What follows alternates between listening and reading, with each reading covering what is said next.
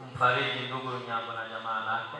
Imana niyo yonyene ifise ukuntu ishobora kubigenza. Na yeye mwenyewe namna ya kuyafanya. Yonyene ifise ukuntu yobikora. Ana namna ya jinsi anaweza kuyafanya. Ikarema mitima y'abana no mu mitima yawe no mu mutima wa Nyambo. Na kwa kuumba katika mioyo ya wana na hata baba. Ikarema ikintu, anaumba kitu gishobora gusimbura umuvyeyi abakuwe, ambacho kinaweza kumkomboa mzazi yeye. Niyo yonyene.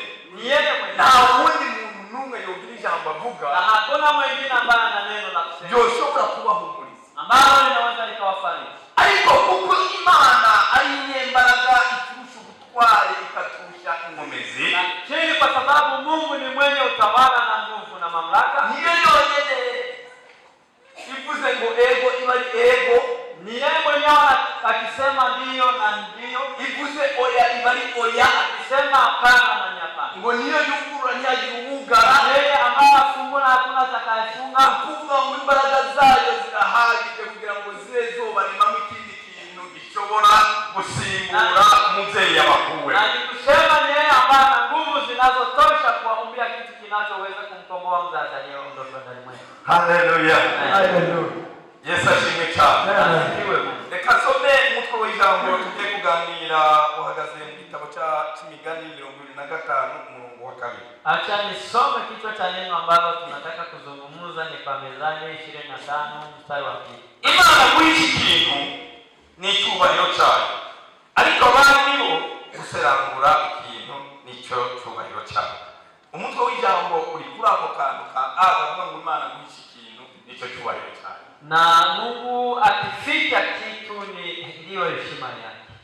Amen. Nitwa Nyonzima Felix, birashoboka ko ari uwo batanzi. Na ninaitwa Nyonzima Felix, kuna mara kuna wengi wa hawanijua. Ndi umugabo yubatse afite umudamu n'abana 6. Mimi nina mke mmoja na watoto 6. Ndi umurokore kandi ndashima Imana kuba yarampaye agakiza. Na mimi ni mgombolewa na ninashukuru Mungu aliyenipa wokovu. Tubwemo amen. Amen. Tubwemo haleluya. Haleluya. Tubwemo haleluya.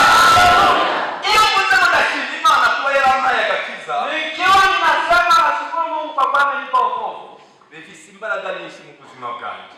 Ina nguvu nyingi sana maishani mwangu.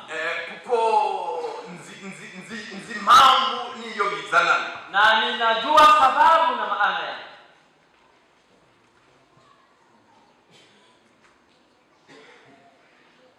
Maze gukizwa na nilipookolewa, nari maze nk'imyaka 3 ndi umurokore. Nilikuwa karibuni na miaka 3 nikiwa nagiye ahantu mu gitaramo. Nimekwenda mahali kwa makesha. Nari maze nk'imyaka irenze 5 cyangwa 6 neza. Nilikuwa zaidi ya miaka 5 wala 6. Nja mu gitaramo. Nikaingia kwenye makesha cy'abarokore. Kwa warokore. Nari ndakigiye mu ntazi n'impamvu yacu. Na nilikwenda sijui sababu yake. Kumbe sanga ngo ni gitaramo cikiri. Na nikakuta ni makesha kijiji. Tibaza. Tajiuliza. Abantu sabasaza. Hao watu kweli si watu wa kichaka. Bafise ingwara imeze gute? Wao wana ugonjwa gani? Kubera ko aho yewe nakuriye. Kwa sababu mahali nilipokuwa mahali nilipozaliwa. Namo ikintu cy'ikiriyo. Na hakuna kitu cyobora gutuma abantu boririmba ngo babyine. Na kinaweza sababisha watu waimbe na kucheza. Choka. Na haiwezekani kama. Ariko none nicyo gihe ngira ishusho nshya y'abarokore. Na siku hiyo nikawa na sura mpya ya warokore. Nahura abakristo icyarizo. Nikatafakari Wakristo ni kitu gani?